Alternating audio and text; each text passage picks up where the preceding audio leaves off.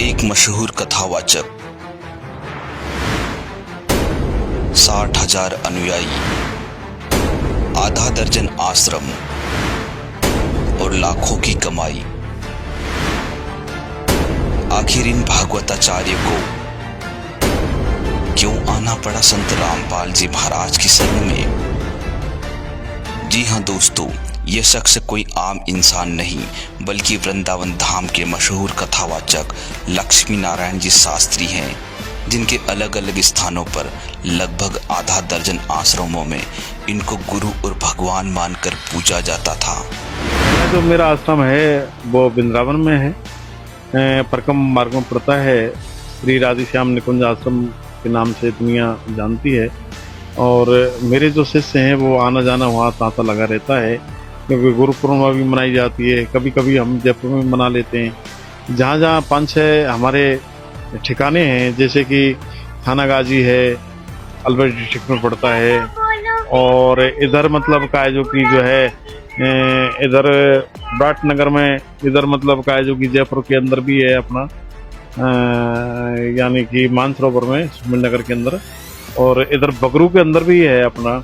तो ये 4-6 ऐसे ठिकाने थे कि वहाँ लोगों को आना जाना रहता था अपना, और फिर अच्छा खासा सिस्टम अपना ठीक ढंग से चल रहा था। भागवत कर रहे थे, पैसा भी चौखा था, आनंद ले रहे थे। लक्ष्मी नारायण जी शास्त्री ने बताया कि कैसे उनको भागवत कथा करने की प्रेरणा मिली और कैसे उन्होंने भागवत कथा आरंभ की।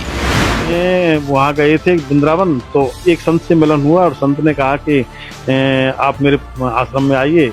तो वहाँ एक व्यास जी थे, बड़े बड़े घुंघराले बाल थे, वो देखा उसका सिस्टम। तो मैंने कहा यार इससे मुलाकात हुआ है, और गुरुजी मैंने फिर बात भी रख दी अपनी। मैंने कि इनकी सानिध्य में मैं भागवत सीख लूँ तो कैसा रहे आपके आश्रम में रह करके। तो बहुत अति खुशी है, मेरा भी नाम होगा, आप रहिए को। तो उसने मुझे भागवत सिखाई, तो उनकी भागवत मेरे ऑटोमेटिक फिट हो गई और कोई गुरु नहीं बनाया। उसी भागवत से मैंने भागवत करी, और मैंने सबसे पहले कासगंज की थी भागवत, कासगंज में।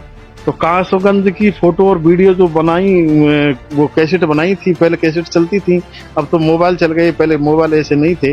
तो उस पीरियड में यानी कि काय जब फोटो वीडियो को फिर मैं हिंडौन में मेरे साथियों को मैंने बताया, काफी लोगों को बताया, उन्होंने सराहना की कि आप तो अच्छे खासे जैसे हो, बड़े बड़े बाल थे और वो सिस्टम से वास्तविक ब्याज जैसे नजर आ रहे हो। धीरे धीरे मतलब यानी कि कुल मिलाकर के आगे बढ़ता ही चला गया। महाराज जी ने यह भी बताया कि कैसे उन्होंने भागवत कथा के माध्यम से भ्रमित ज्ञान बताकर लोगों को भी भ्रमित करना शुरू कर दिया। कमाने के लिए और इनकी शौक मौज कराने के लिए हमारी एक होड़ सी हो गई, और हम कुछ असलियत चीज नहीं बताने के बजाय और उसमें हम लोगों को ढालते गए और पैसा ऐंठते रहे और अपना पेट पाड़ती और अच्छी जीवन ढंग से हम गुजारते हुए चले गए। लक्ष्मी नारायण जी ने बताया कि वे एक आलीशान जीवन जीते थे और भागवत कथा के दौरान उनके मेकअप और कपड़ों पर प्रतिदिन हजारों रुपए खर्च होते थे। तो ये देखा कि मतलब यानी कि काय जो श्री मतलब एक पंथ दो काज, कहते हैं कि हर का भजन पेट का धंधा, और इसको नहीं करे तो मूर्ख अंधा। तो इसमें मैंने कि एक पंथ दो काज भी हो रहे हैं, पैसा भी चोखा आ रहा है, और जिधर जा रहे हैं स्वागत हो रहा है, गुलाबों को पुष्पों की माला गले में डल रही है। कम से कम 1 खेत दूरी तक पुष्प बिछा देते हैं लोग जब हम चलते हैं, गाड़ी से उतरते हैं, और फिर गाड़ी भी लेके जाती है अपने रूम तक। रूम से फिर कहीं तो ऐसा सिस्टम को होटलों में भी बुक करा देते थे। हाँ, ये देखा जाता है। हाँ, तो ये देखा जाता है। सुनो, एक होटल में हम जाया करते थे, तो एक दिन का खर्चा मतलब यानी कि हमारे 18 दिन का खर्चा एक होटल में हमको 12 लाख रुपए बैठा। तो मेरा नहीं था वो पैसा, वो कमेटी वालों का था।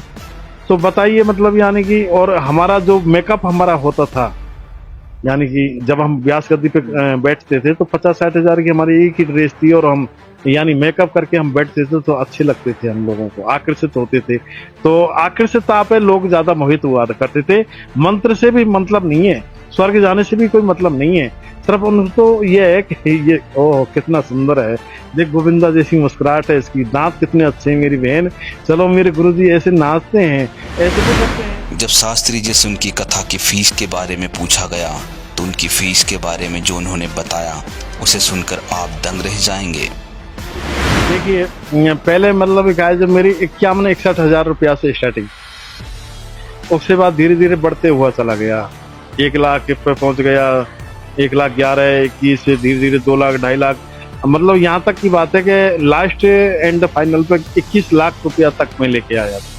केन्या से पानी के जहाज में दिल्ली के सेठ ने एक प्रोग्राम करवाया था, तो उसमें 21 लाख रुपए दिए थे मुझे।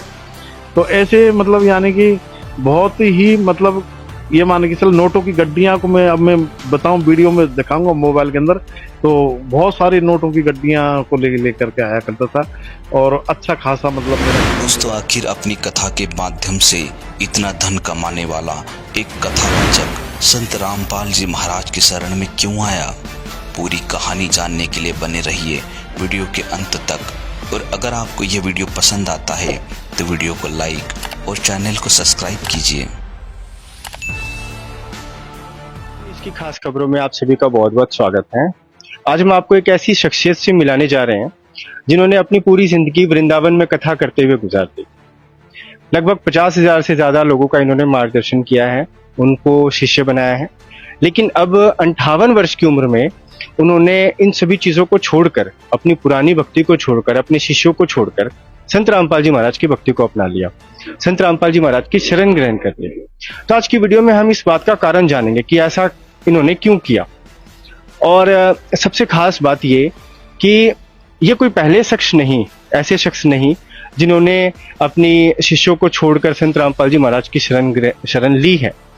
इससे पहले भी बहुत से ऐसे लोग जो इसी तरह के क्षेत्र से जुड़े हुए थे, कोई ज्योतिष तांत्रिक की विद्या रखता था, कोई सिद्ध पुरुष था, कोई साधु सन्यासी योगी तपस्वी थे, उन्होंने भी, और कोई किसी के लाखों और हजारों की संख्या में शिष्य भी थे, उन्होंने भी संत रामपाल जी महाराज के ज्ञान को समझकर उनकी शरण ली है। तो आज की वीडियो में हम इस बात का कारण जानते हैं कि इन्होंने ऐसा क्यों किया। आपका क्या नाम है सर? मेरा नाम परम श्रद्धेय श्री लक्ष्मीनारायण शास्त्री जी के नाम से लोग जानते हैं। मैं वृंदावन का वासी हूँ। सर, आप मूल रूप से वृंदावन के वासी हैं? नहीं, जन्मभूमि तो मेरी हिंडौन करौली राजस्थान में। मैं हिंडौन एक गांव तहसील है कुल मिला करके, और उसमें मेरा जन्म हुआ है। और वो हिरण्यकश्यप की नगरी है जहाँ भक्त प्रहलाद हुए थे। अच्छा, तो सर आप कथावाचक थे, तो आपके कहाँ कहाँ आश्रम थे? आप कहाँ कहाँ कथा किया करते थे? पहला जो मेरा आश्रम है वो वृंदावन में है, परकम मार्ग में पड़ता है। श्री राधेश्याम निकुंज आश्रम के नाम से दुनिया जानती है। और मेरे जो शिष्य हैं वो आना जाना वहाँ तांता लगा रहता है, क्योंकि गुरु पूर्णिमा भी मनाई जाती है। कभी कभी हम जयपुर में मना लेते हैं। जहाँ जहाँ 5-6 हमारे ठिकाने हैं, जैसे कि थाना गाजी है, अलवर डिस्ट्रिक्ट में पड़ता है। और इधर मतलब का जो कि जो है इधर विराटनगर में, इधर मतलब का जो कि जयपुर के अंदर भी है अपना, यानी कि मानसरोवर में सुमेर नगर के अंदर, और इधर बगरू के अंदर भी है अपना। तो ये 4-6 ऐसे ठिकाने थे कि वहाँ लोगों को आना जाना रहता था अपना। और फिर अच्छा खासा सिस्टम अपना ठीक ढंग से चल रहा था, भागवत कर रहे थे, पैसा भी सोखा था, आनंद ले रहे थे जीवन। तो सर, हमारे दर्शकों को आप ये बताइए कि आखिर आपने अपनी इस कथावाचक की जिंदगी की शुरुआत कैसे की, कब और कैसे आप कथावाचक बने? देखो, पहले तो हमारे अंदर ये लड़कपन ही था और पढ़ाई हम जारी थी हमारी, लेकिन हम थोड़ी गलत संगति में पड़ गए, क्योंकि हमारे पिताजी थे वो पैसे वाले थे। और इधर मतलब का जो 30-32 बीघा जमीन भी थी हिंडौन तहसील में, और पैदा भी चौकी हुआ करती थी।